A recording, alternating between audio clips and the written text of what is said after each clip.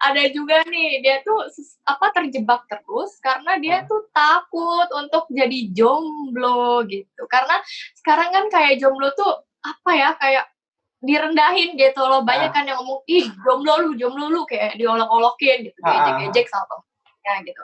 Padahal ya jomblo juga nggak apa-apa gitu, jomblo juga Heeh. happy kok gitu, dan jomblo juga bisa jadi pribadi yang berkualitas gitu, daripada kita maksain untuk ada di hubungan tapi ternyata hubungannya toksik. Assalamualaikum warahmatullahi wabarakatuh. Balik lagi bareng Mario di Deep Talk.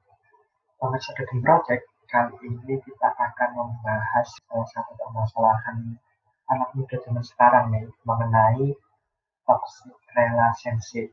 Wah, pasti kamu udah nunggu-nunggu nih ya, karena udah ada beberapa teman Mario nih yang udah nitip pertanyaan. Dan mungkin kamu salah satu yang menunggu-nunggu nih, pembahasan toxic relationship bersama narasumber Mario kali ini, yaitu Kak Arlin. Langsung aja kita coba menghubungi Kak Arlin. Halo Kak Arlin. Iya. Halo. Kak Arlin, ini kegiatannya apa aja nih Kak sekarang? Kalau sekarang baru kelar kuliah kemarin S1, terus lagi Oke. sibuk ngembangin YouTube channel sama bikin-bikin konten gitu sih tentang Wah. kesehatan mental. Terus Oh. jadi ini juga staff online education di Cinta Setara, sama lagi nulis buku juga bareng tim Cinta Setara. Gitu sih. Oke. Nah, jadi pemirsa Mario itu dapat info Kak Arlin ini sebenarnya dari Cinta Setara nih. Cinta Setara ini sendiri apa sih Kak sebenarnya Kak? Jadi Cinta Setara itu komunitas yang berdiri sih 2018 ya. Heeh. Jadi ini komunitas yang peduli sama hubungan relasi buat anak-anak muda yang sehat sama bahagia gitu. Jadi Hmm. kita lebih mengedepankan tentang apa sih relasi sehat itu, yang kayak gimana sih relasi sehat, yang kayak gitu sih, biar mungkin anak-anak muda lebih punya pandangan baru dan kayak tercerahkan gitu loh tentang hubungan-hubungan yang sehat itu seperti apa, kayak gitu. Nah, itu berarti cocok nih dengan tema yang kita bahas sekarang ya, Kak. Kita bakal bahas tentang toxic relationship nih, Kak. Wow, lagi Itu hits kayaknya banget nih toxic heeh, relationship. heeh, benar benar. Karena ya dari teman-teman Mario juga banyak yang mengalami itu, jadi kayaknya Mario merasa, wah kalau diangkat seru nih kayaknya nih gitu. Bahkan aku sendiri pun juga mengalami gitu, jadi kayak seru banget, nanti kita bisa bahas. Oke, ada bumbu-bumbu curhatnya boleh loh, Kak. Oh, boleh boleh. Heeh. Nah, langsung aja nih Kak, sebenarnya itu toxic relationship ya, itu berawal seperti apa dan kapan sih hubungan itu dibilang suatu toxic gitu, Kak? Jadi gini, pertama mungkin kita bahas dulu ya toxic relationship itu apa sih? Ini kan Heeh. kayak khusus yang ini ya, spesifik sama pasangan gitu kan. Sebenarnya toxic relationship ya sama temen juga bisa, atau mungkin sama rekan kerja gitu, Heeh. atau mungkin keluarga, tapi kan kita lagi bahas yang tentang pasangan nih ya, karena kayak lagi hits banget nih topik ini. Jadi Iya, benar. toxic relationship itu adalah hubungan yang cuma membawa dampak negatif gitu, baik ke salah satu pihak ataupun ke dua belah pihaknya. Jadi hubungannya itu bukannya bikin kita happy, bukannya bikin kita enjoy gitu, tapi malah bikin kita kayak makin tertekan, terus kayak energi kita tuh terkuras gitu loh di dalam hubungan itu, kayak gitu. Itu sih yang disebut sama toxic relationship. Terus mungkin ciri-cirinya yang ini aku akan jelasin dari yang kayak sering banget diceritain dan kayak sering ada di real life-nya gitu ya. Heeh, heeh. Jadi si toxic relationship ini uh, contohnya tuh ya, cirinya ada komunikasi yang intens banget nih. Jadi frekuensi orang untuk berkomunikasi sama pasangannya itu yang kayak harus laporan terus gitu. Misalnya Oke. chatnya nggak dibales berapa menit, langsung nyari, kamu kemana gitu, sama siapa lagi ngapain, dan kayak gitu. Jadi Heeh. harus lapor terus kan. Nah, jadi nggak ada nih kayak rasa percaya gitu. Sementara kalau hubungan sehat kan ada rasa percayanya kan. Kalau di toxic ini nggak ada. Dia justru kayak isinya curiga kayak gitu. Terus atau mungkin nggak ada komunikasi juga, komunikasinya minim banget. Jadi kalau ada masalah ya udah kayak bodo amat gitu, nggak pernah dibahas gitu, kayak ya udahlah nanti juga hilang sendiri. Padahal mungkin sekali dua kali itu nggak apa-apa ya, tapi kalau berkali-kali kan lama-lama jadi kebiasaan kan di hubungan kita. Mhm, Jadi mhm. komunikasi nggak bagus. Apalagi buat yang LDR nih kan, kalau nggak pakai komunikasi mau gimana gitu kan, masa cuma mau lirik-lirikan kan enggak. Terus misalnya ciri toksik lain itu nggak ada rasa saling menghargai gitu. Kalau misalnya di hubungan sehat, kita sama pasangan itu saling menghargai. Misal kita punya kan pasti nilai-nilai di dalam diri kita gitu. Mungkin ada yang nggak mau untuk berhubungan seksual sebelum menikah. Nah, kalau hubungannya sehat, pasangan tuh akan menghargai gitu. Tapi di yang toksik ini malah pasangannya yang maksa gitu kayak ayo dong gitu kalau kamu cinta tunjukin dong kayak gitu padahal itu kan nggak menghargai dan bertentangan sama nilai-nilai yang kita pegang kan kayak gitu. Terus kalau di toxic relationship itu tergantung banget nih sama pasangannya jadi bergantung terus kemana-mana sama pasangan gitu kayak aduh nggak bisa nih kalau nggak ada pasangan nggak bisa hidup tanpa pasangan gitu padahal kan kita tahu biarpun kita punya pasangan biarpun kita punya pacar kita tetap loh butuh waktu untuk me time gitu untuk sendiri-sendiri gitu kan nggak yang harus berdua terus oke, kalau misalnya awal PDKT ya udahlah ya gitu lagi usaha mungkin tapi kalau lama-lama kayak gitu terus hubungannya bisa makin gak sehat atau mungkin kayak yang sering denger gak sih Mario kayak kak aku nggak boleh nih sama pacar aku nggak boleh main sama teman-teman aku gitu apalagi main sama lawan jenis nggak boleh nah yang kayak gitu tuh udah toxic banget nanti ujung-ujungnya malah kayak posesif gitu kan dan hubungannya makin nggak sehat sih gitu dan kalau di toxic relationship nggak ada tuh yang namanya saling mendukung harusnya kan kita kalau hubungannya sehat saling support sama pasangan gitu misalnya pasangannya pengen ikut kegiatan apa yang bisa menambah skill ya kegiatan-kegiatan positif tapi sama pacarnya malah aduh jangan ngapain sih ikut yang kayak gitu-gitu nggak penting gitu kan tapi dia tuh nggak ngasih tahu alasan-alasannya itu kenapa gitu cuma karena dia nggak suka aja makanya dia ngarang-ngarang kayak gitu sih kurang lebih si toxic relationship itu. Oke Kak, berarti bisa nggak sih Kak kalau misalkan kita simpulkan satu hubungan yang tidak bahagia itu udah pasti toxic atau mungkin ada istilah lain Kak? Oh, oke. Kadang mungkin gini kali ya, orang tuh ada di dalam suatu hubungan, tapi dia ngerasa kayak kesepian gitu. Nah, itu sebenarnya belum tentu toksik juga, cuma mungkin kayak ada yang bermasalah gitu di hubungannya mungkin dari komunikasinya atau mungkin mereka kurang punya waktu untuk me time sendiri-sendiri gitu atau mungkin juga baik salah satu dari pasangan itu mungkin ada yang masih punya trauma gitu atau isu dan masalah-masalah di dalam dirinya dia yang belum selesai jadi kayak berdampak gitu sama hubungannya dia kayak gitu sih. Oke.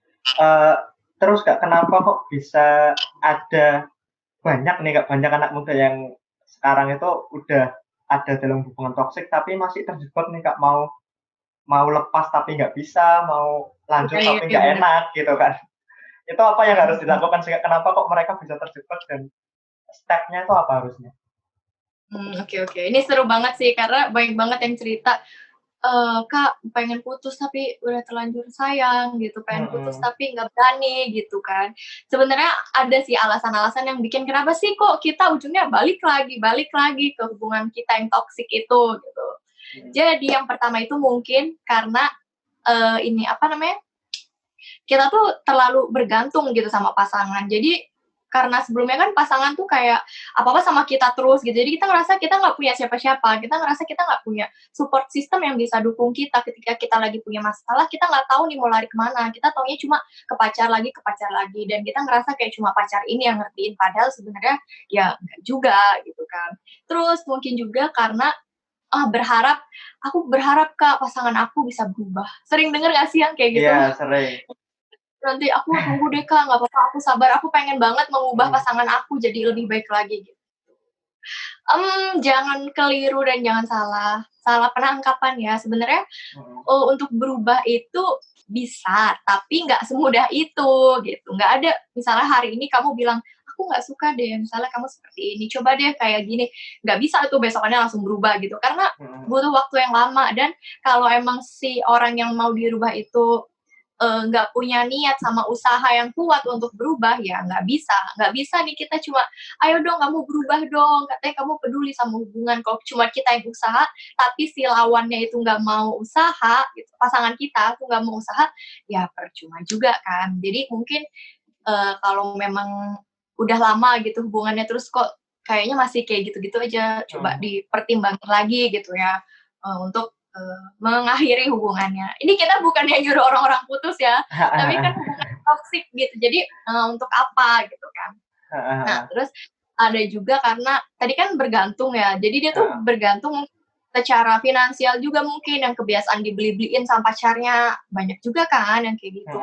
Jadi, "Aduh entar kalau aku putus, siapa dong yang beliin aku?" Gitu, "Siapa dong yang Iya, traktir aku benar-benar. makan setiap malam Minggu?" Yang kayak gitu, gitu. Terus, Terus bergantung eee dianterin pacarnya termasuk nggak, Kak? nah itu, "Aduh nanti siapa yang nganter jemput aku kuliah ya kalau aku putus?" Gitu, "Udah Nah deh itu, biarin aja." Pengalaman ya? enggak, Terus bukan saya sih, Kak, ada. terus ada juga nih, dia tuh terjebak terus karena dia Mhm, tuh takut untuk jadi jomblo gitu. Karena sekarang kan kayak jomblo tuh, apa ya, kayak direndahin gitu loh. Banyak heeh, kan yang ngomong, "Ih, jomblo lu," kayak diolok-olokin gitu, heeh, diejek-ejek sama temennya gitu. Padahal ya jomblo juga nggak apa-apa gitu, jomblo heeh, juga happy kok gitu, dan jomblo juga bisa jadi pribadi yang berkualitas gitu, daripada kita maksain untuk ada di hubungan tapi ternyata hubungannya toksik gitu kan. mhm, Itu sih biasanya yang bikin orang itu terjebak, apalagi kalau di hubungannya itu udah ada kekerasannya ya. Karena si toxic relationship ini dia tuh memicu, kekerasan dalam pacaran gitu. Nah, kalau udah ada kekerasannya, mungkin yang di toxic juga ya, aku belum nemu sih, teori yang di toxic itu gimana, tapi kalau yang di kekerasan dalam pacaran, dia tuh kayak ada siklusnya gitu loh. Jadi ketika pasangan kamu bikin salah, nanti misalnya berkonflik nih, terus muncul kekerasannya, terus pasangannya minta maaf gitu, terus nanti adem-ademan lagi, terus nanti, berkonflik lagi, terus kekerasannya muncul lagi, kayak gitu-gitu aja siklusnya. Jadi wajar nggak sih kalau misalnya kita nggak bertekad kuat, ya akan susah untuk keluar. dan kekerasannya itu pun nggak cuman fisik ya, Kak, ya, mental pun bisa ya, Kak? Benar-benar, justru yang aku kan kebetulan, skripsinya tuh tentang kekerasan psikologis ya, karena kayak menarik banget dan orang tuh banyak yang nggak sadar kalau udah mengalami kekerasan psikologis. Bentuknya kan nggak kelihatan ya, kalau misalnya fisik Heeh, kan kayak mungkin ada bekas cubitan atau ditampar gitu, orang "Aduh, nih ditampar nih fisik," gitu. Sementara si psikologis ini kan enggak, padahal itu tuh yang dampaknya paling berbahaya dan bisa memicu kekerasan yang lain, misalnya kekerasan fisik, terus kekerasan seksual, kayak gitu. mhm, Terus si kekerasan psikologis ini sekalian aja ya kita bahas dikit. iya boleh, Kak, boleh. Contoh-contohnya tuh kayak, menghina pasangan gitu, menjelek-jelekan Oke, pasangan, terus merendahkan, kayak, "Aduh jelek banget kamu pakai baju kayak gitu." Nah, sering kan heeh, denger yang kayak gitu, "Nggak cocok tuh kamu pakai baju kayak gitu, gendut banget sih kamu," yang kayak gitu-gitu. Terus bisa juga yang tadi ngelarang kita untuk, main atau bergaul dengan teman-teman kita ataupun keluarga kita kayak gitu, dan si cemburu berlebihan terus mengontrol kita kayak yang kalau mau kemana mana harus laporan, kalau nggak lapor dimarahin gitu. Itu juga termasuk kekerasan, psikologis gitu. Sementara yang si seksual mungkin, agak lebih mudah dipahami juga karena kayak misalnya, pasangan maksa untuk melakukan hubungan seksual sebelum menikah. Nah, itu juga maksaan kan, itu masuk mhm, ke mhm, kekerasan seksual, terus pelecehan juga mungkin ada yang pasangannya kayak, menghina, ngomong tadi sih nyambung sama si psikologis kayak, "Kamu murahan banget sih," yang kayak gitu kan. Karena aku sering mhm. banget dengar, kalau ada yang cerita tuh kayak gitu, "Kak, aku dibilang cewek murahan," yang kayak gitu. Ya itu sih kekerasan dalam pacaran itu siklusnya akan muter terus. Jadi kalau kita nggak berani bertindak, ya udah kita akan di situ-situ terus. Emang nggak gampang ya untuk keluarnya, tapi, pasti bisa gitu. Semuanya butuh proses, gitu. Oke. Atau mau kita bahas juga nih, gimana cara keluarnya? Waduh, iya, nanti kita udah Oke terlist itu, deh. Kak, udah masuk list tenang. Siap. Nah, Oke tapi oke. nih, Kak, mau nanya nih, ada Mmm, nggak sih, Kak, misalkan ada siklus tertentu misalkan nih, di pasangan A itu ketika mereka posesif misalkan ke mana-mana harus laporan itu mhm. mereka malah nggak nyaman, tapi di pasangan B itu malah justru ketika harus laporan ke mana-mana itu malah mereka itu ya nyaman, fine-fine aja dengan itu gitu. Apakah berarti toxic itu tergantung orang itu menyikapinya atau seperti apa? Oke oke. Sebenarnya, balik lagi sih ya, kalau misalnya kita, berpacu sama si ciri-ciri toksik ya, itu udah pasti sebenarnya nggak sehat gitu. Mhm, Mungkin kelihatannya kayak adem-adem aja gitu, tapi siapa yang tahu gitu kalau dia sebenarnya nggak nyaman gitu. Pasti ada lah momen ketika dia ngerasa aduh berat nih buat ngubungin, saya lagi sibuk banget gitu, tapi harus terpaksa gitu kan. Cuma ada sih memang orang-orang yang kita seneng kok kalau misalnya saling kabar-kabaran terus gitu ya. Ya udah gitu. Cuma kalau ditanya itu toxic apa enggak ya sebenarnya itu juga toxic karena tadi kan ciri-ciri toxic relationship itu kalau misalnya hubungannya yang sehat tuh ya pasti komunikasi tetap ada gitu, tetap terbuka, tetap apa namanya clear gitu komunikasinya. Cuma nggak yang kayak harus laporan terus gitu. Coba ditanya pasti mungkin nih dia juga ngerasa sebenarnya agak keberatan gitu. Tapi karena udah kebiasaan dan dua-duanya kayak udah ya udahlah biarin aja gitu. Ya mungkin itu tetap juga. Gitu. Mungkin berat di ongkos kuota kali ya Kak ya. Benar. Terus nih Kak, mungkin nggak suatu hubungan yang sudah di pernikahan itu mengalami toksik dan emang ada ya Kak ya hubungan tanpa toksik? Maksudnya tuh setiap hubungan pasti ada di mana dari kubu A sama kubu B itu berbeda, akhirnya menimbulkan satu konflik tersendiri kan Kak? Ya. Oke, jadi justru malah banyak gitu di pernikahan yang toksik. Sebenarnya itu salah satunya disebabkan sama waktu mereka pacaran, sebenarnya udah toksik tapi ya dipaksain gitu untuk menikah. Sementara nikah itu kan nggak sesederhana itu, tetap butuh persiapan gitu. Nggak usah juga dipaksain menikah karena udah sayang Kak pacarannya udah lama banget, udah 10 tahun gitu. Padahal hubungannya toksik. Nanti generasi seperti apa nih yang mau dibangun gitu kan. Kayak gitu sih. Jadi tetap ada sih toksik di dalam hubungan pernikahan. Terus tadi pertanyaan berikutnya apa ya? Sorry aku skip. Ini apa ada nggak sih hubungan yang benar-benar sempurna tanpa toksik sedikit pun? Oke. Hubungan yang sempurna itu nggak ada gitu. Sesuatu yang sempurna itu enggak gitu. Cuma balik lagi nih gimana kita bisa menyikapinya ketika misalnya lagi konflik. Gimana nih caranya yang harus kita lakukan biar si konflik ini enggak nggak merusak hubungan kita. Ada kan cara-cara yang bisa kita lakukan untuk bikin konflik ini justru bikin kita makin nempel sama pasangan, bikin hubungan kita makin kuat. Tergantung gimana caranya kita menghadapi si konflik. Tapi kalau misalnya ngadepin konfliknya itu dengan misalnya nih lagi pengen ngomong sama pasangannya. Nah, dari cara ngomong aja nih, itu bisa banget menimbulkan konflik gitu. Coba dibedain ya, aku ngomong kayak gini. Kita kan baiknya kalau misalnya ngomong atau mengomunikasikan sesuatu, nggak cuma sama pasangan ya, itu kita pakai I statement gitu. Jadi dimulai dari kata, aku merasa gitu. Misal, sayang aku merasa kamu akhir-akhir ini kok agak sibuk ya, nah gitu. Beda sama kamu kenapa sih akhir-akhir ini sibuk terus nggak pernah ngubungin aku? Beda kan?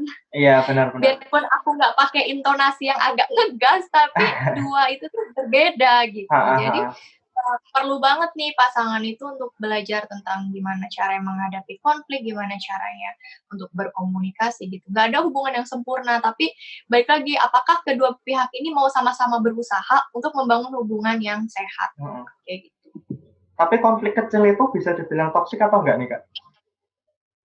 Enggak sih sebenarnya, tergantung gimana cara kita menyikapinya. Kalau misalnya konflik kecil terus dibiarin lama-lama kan justru jadi bom waktu kan yang bisa merusak hubungan kita sendiri. Jadi kalau ada konflik ya baiknya diselesaikan dengan cara yang sehat. Kalau misalkan toxic itu kan apakah sebenarnya orang itu sengaja melakukan itu atau memang dia itu ya udah sifat dasarnya dia aja seperti itu. Maksudnya emang dia itu punya target untuk aku ngincer orang ini atau memang ya udah sifat dasarnya orang ini emang seperti itu gitu. Oke. Jadi kita bahas ini aja kali ya. Apa sih yang nyebabin ada si toxic relationship gitu? Kenapa orang-orang kok bisa jadi toxic di hubungannya gitu? Jadi penyebabnya itu banyak sih dipengaruhi sama lingkungan dia. Misal, dulu dia pernah waktu kecil mungkin mengalami trauma di dalam masa kecilnya dia gitu, ataupun mungkin karena si trauma-trauma itu kalau tidak diselesaikan kan akan berdampak banget nih sama hubungan kita.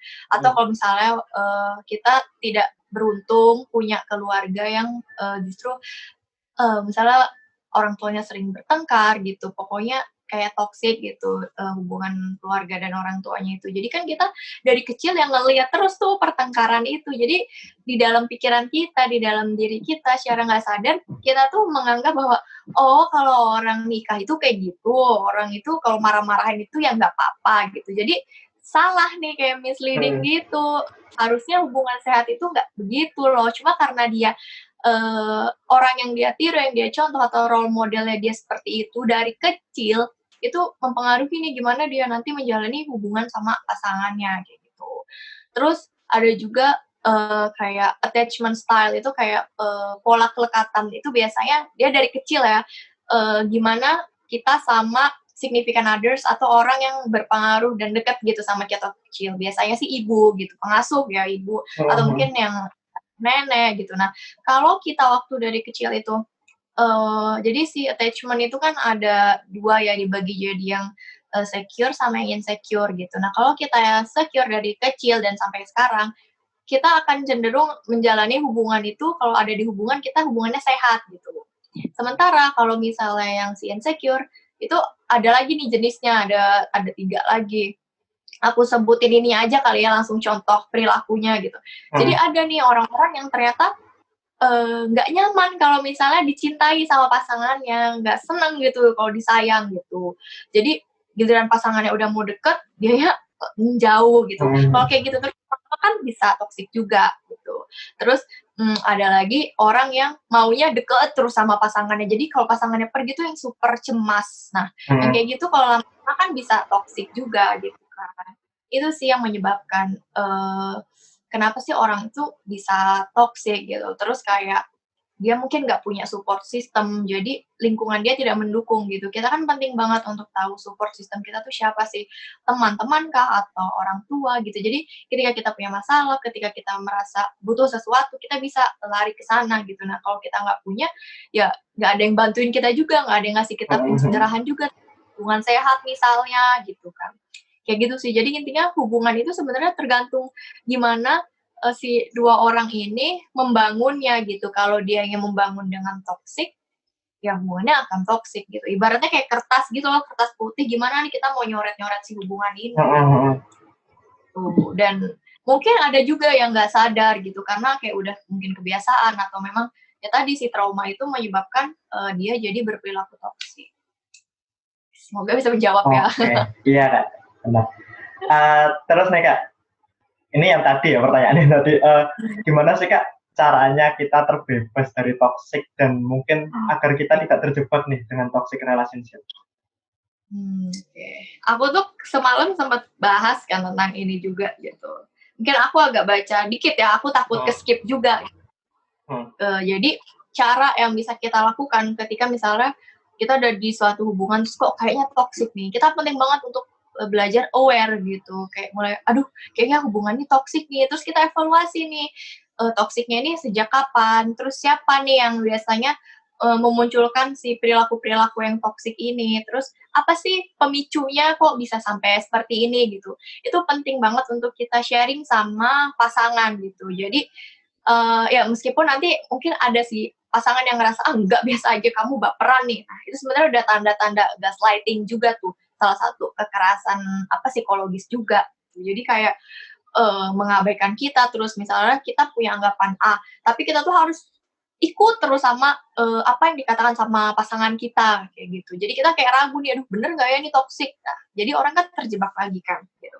Terus ketika kita udah evaluasi hubungan, kita tanya nih sama pasangan dan kita pikir juga kira-kira hubungan ini masih bisa diselamatkan nggak gitu? Ada nggak sih usaha-usaha perbaikan apa yang bisa kamu dan pasangan kamu lakukan biar hubungan ini lebih sehat? Tentunya itu juga berproses ya. Kita bisa lihat apakah mulai ada perubahan perilaku atau enggak. Tapi ketika udah nggak ada perubahan perilaku dan justru makin parah, justru ada kekerasan, itu udah fix sih. Lebih baik keluar aja dari hubungannya itu. Terus caranya lagi untuk keluar itu kita cari bantuan nih. Kayak tadi mungkin kita cerita sama orang-orang yang kita percaya, sama teman mungkin ya, kalau sama orang tua ada kan orang yang kurang terbuka sama orang tuanya, mungkin bisa sama temennya. Jadi kita kayak punya pandangan baru nih, ternyata oh emang ternyata hubungan aku nih toksik. Jadi kayak ada orang yang meyakinkan kita lagi gitu loh. Setelah apa yang kita pikirkan tuh kayak ditebas terus sama pasangan gitu. Kita benar. perlu banget orang-orang yang kayak gitu. Kalau misalnya kita nggak percaya sama siapapun, coba aja untuk ikut sesi konseling gitu. Sekarang juga ada sih banyak kan mulai yang konseling-konseling yang gratis gitu, yang online juga udah ada kalau emang takut ke psikolog. Dan sekalian nitip pesan ya, sebenarnya nggak usah takut sih ke psikolog gitu, seorang psikolog pun juga tetap butuh psikolog, dan orang yang ke psikolog itu bukan orang gila gitu. Justru kita jadi bikin diri kita tuh lebih sehat lagi, lebih berkembang lagi kayak gitu. Nah, ketika kita udah punya sumber-sumber bantuan nih kayak si support system tadi, kan kita jadi bisa merasa aman, bisa merasa tenang gitu.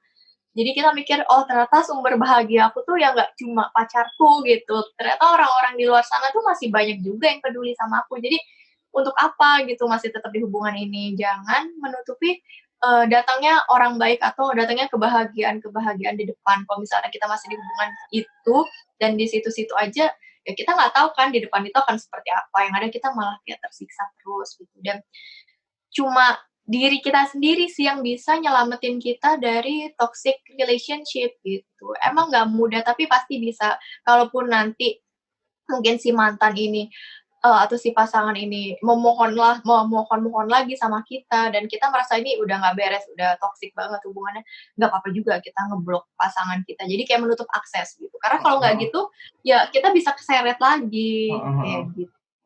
Itu sih pokoknya kayak cari mulai aware sama diri sendiri, terus cari benteng untuk diri kita biar nggak terjerumus lagi, dan jangan lupa untuk self love. Jadi belajar untuk mencintai diri kita sendiri. Soalnya ketika kita cinta sama diri kita, nggak mungkin dong kita akan membiarkan orang lain menyakiti diri kita, ya kan? Iya, benar nih Kak. Itu sih cara kita dilakukan. Gimana?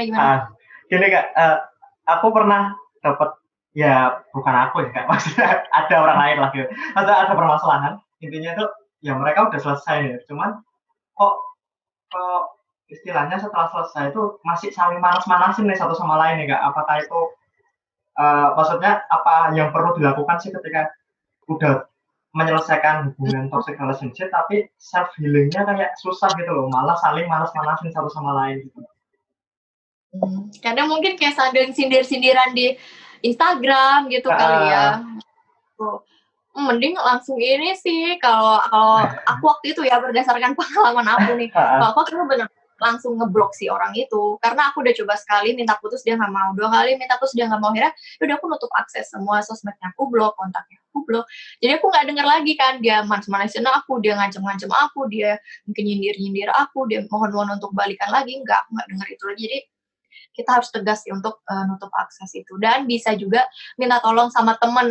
Mungkin misalnya ada temennya dia yang kita juga kenal, coba aja cerita, kasih tahu gitu, maksudnya tolong dong misalnya temen lo dibilangin gitu, jangan kayak gitu. Udah sih, kalau enggak langsung aja tutup aksesnya, kalau nggak gitu susah. Dan proses healingnya emang mungkin gak gampang, bahkan si toxic relationship ataupun abusive relationship ini ya bisa menyebabkan trauma juga di diri kita. Tapi kalau misalnya begitu baru putus terus masih kangen-kangen, terus masih keinget gitu, masih sayang, kayaknya nggak apa-apa, nikmatin aja masa-masa itu, karena itu salah satu tahapan orang lagi putus cinta. Ntar akan ada tahapan di mana dia bisa mulai menerima.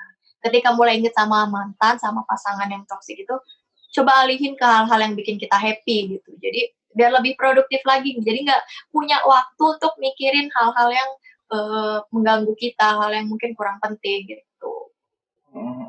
Semoga menjawab. Nih Kak, sering juga terjadi beberapa orang yang merasakan toxic relationship sampai akhirnya dia nggak mau hubungan sama lawan jenis lagi, atau bahkan ekstrimnya itu sampai nggak mau menikah. Nah, apa sih yang harus dilakukan ketika kita menyelesaikan hubungan toxic relationship, terus kita jadi berani untuk menjalin hubungan lagi sama orang, terus ya nggak sampai anti sama hubungan lah. Bahkan ada yang sampai kalau ngobrolin masalah pasangan sama temennya itu sampai males gitu loh, karena mungkin dia udah sering ya, kayak langsung anti banget gitu ya. Benar. Nah itu gimana Kak? Jadi kalau emang merasa kayak udah bikin kita sampai nggak berani untuk menjalin hubungan lagi gitu, nggak ada salahnya sih untuk konsultasi sama psikolog gitu. Karena mungkin balik lagi kita masih punya trauma-trauma nih, masih ada masalah-masalah yang belum selesai gitu. Mungkin masih dulu sering dibohongin terus sama pacarnya, akhirnya nggak bisa percaya. Nah, coba kita konsultasi sama psikolog kayak gitu. Nggak apa-apa sih, nggak apa-apa banget untuk datang ke psikolog gitu. Tapi jangan juga begitu baru putus terus memaksakan gitu untuk menjalin hubungan. Karena menjalin hubungan itu kan nggak sembarangan ya. Jangan karena cuma takut dikatain jomblo, jangan karena cuma pengen dilihat mantan. Wah, gue udah move on nih, udah punya pacar baru. Padahal ya move on itu bukan berarti punya pasangan baru juga gitu. Kayak gitu sih, pokoknya jangan cepet-cepet untuk mengambil keputusan masuk ke dalam hubungan. Take your time aja gitu. Percaya aja deh akan ada saatnya orang baik yang benar-benar cinta sama kalian dan siap membangun hubungan sehat sama kalian itu datang gitu. Tinggal kita ini istilahnya kayak meningkatkan kualitas diri kita aja gitu. Mungkin itu bisa jadi lebih menarik juga kan daripada sebelumnya mungkin kayak cuma males-malesan, murung, gabut. Nah. Jadi dari toxic relationship jadi jomblo berkualitas ya Kak ibaratnya. Nah, benar. Aku bahas juga sih di YouTube-ku tentang alasan yang salah dalam menjalin hubungan sama gimana caranya jadi single yang berkualitas, jomblo bahagia. Bisa dicek kan. Oke. Asal jangan jadi jomblo toxic ya Kak. Iya, udah jomblo toxic lagi. Lebih bahaya lagi. Apalagi jomblo toxic merusak relationship orang tuh. Nah, itu jangan juga. Gitu. Oke deh Kak, kayaknya udah cukup banyak nih yang kita bahas masalah toxic relationship. Jadi mungkin bisa disimpulkan kalau toxic relationship itu tergantung pasangannya ya Kak ya, membangun hubungannya dari awal seperti apa. Jadi nggak selalu terpatok pada ciri-ciri tertentu juga ya Kak ya sebenarnya. Iya, pokoknya kalau kamu merasa udah nggak nyaman di hubungan, kalau ngerasa hubungannya bikin kamu tertekan, bikin kamu kayak aduh stres banget nih setiap mau ketemu pacar tuh kita malah takut gitu. Mau ngomong apa, mau menyampaikan unek-unek apa sama pacar itu kita malah takut. Lebih baik kayak coba segera ambil keputusan sih. Dan jangan ragu buat konsul ke psikolog juga ya Kak ya. Benar banget gitu, ke psikolog. Konsulnya jangan cuma yang gratis, yang bayar juga nggak apa-apa kok Kak sebenarnya. Iya nggak apa-apa, apa banget. Soalnya kalau kakak bilang yang gratis, ntar pada nyari gratisan semua orang-orang. Iya benar-benar. Karena kadang yang kayak mungkin masih sekolah gitu kan, aku belum punya karya nih. Oh mungkin bisa dialihkan ke yang free gitu kan. Benar. Oke Kak, terima kasih banyak ya Kak atas waktunya udah mau sering-sering bareng kita. Sama-sama, makasih Dream Project. Dan mungkin pemirsa Dream Project kalau misalkan mau kepoin channel Kak Arlin, bisa nanti kita cantumin di link deskripsi juga. Siapa tahu butuh pencerahan banyak nih mengenai percintaan ya. Thank you. Banyak hal, nggak cuma percintaan ya Kak kayaknya. Sebenarnya fokusnya lebih ke percintaan sih, cuma karena aku suka tentang home decor juga, ngedekor rumah gitu, jadi aku selipin lah beberapa video di situ. Oke, atau bisa mendekor permintaan kamu mungkin ya Kak ya? Bisa. Oke Kak, terima kasih banyak atas waktunya, semoga kita di lain waktu kita bisa sering-sering lagi ya Kak. Oke deh, sukses ya buat semuanya. Ya, sukses juga buat Kak Arlin. Amin, terima kasih. Ya, sama-sama. Oke, itu tadi ngobrol-ngobrol kita bareng Kak Arlin. Semoga bisa bermanfaat untuk kamu yang mungkin sedang ada di hubungan toxic relationship, dan ya semoga hubungan kamu segera membaik dan apa yang kita sampaikan dan kita obrolkan saat ini bisa membantu kamu nih. Oke, Mario kira cukup untuk Deep Talk kali ini. Sampai ketemu lagi di Deep Talk selanjutnya. Jangan lupa like, komen, dan subscribe The Dream Project. Wassalamualaikum warahmatullahi wabarakatuh.